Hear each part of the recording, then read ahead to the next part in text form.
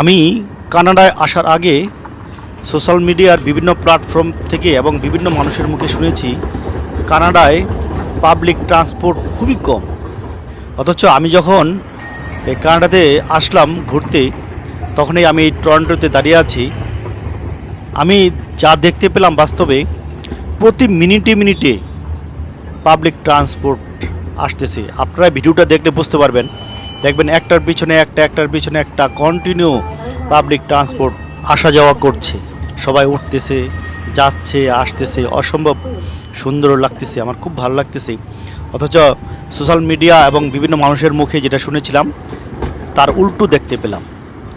Public ট্রান্সপোর্টের কোনো অভাব নেই, প্রতি মিনিটে মিনিটে পাবলিক ট্রান্সপোর্ট আসা যাওয়া করতেছে আমি দেখতে পেলাম। সুতরাং সোশ্যাল মিডিয়া, ইউটিউব এবং ফেসবুকের সব কথাই সত্য নয়। গুজবে কান দেবেন না। ধন্যবাদ সবাইকে।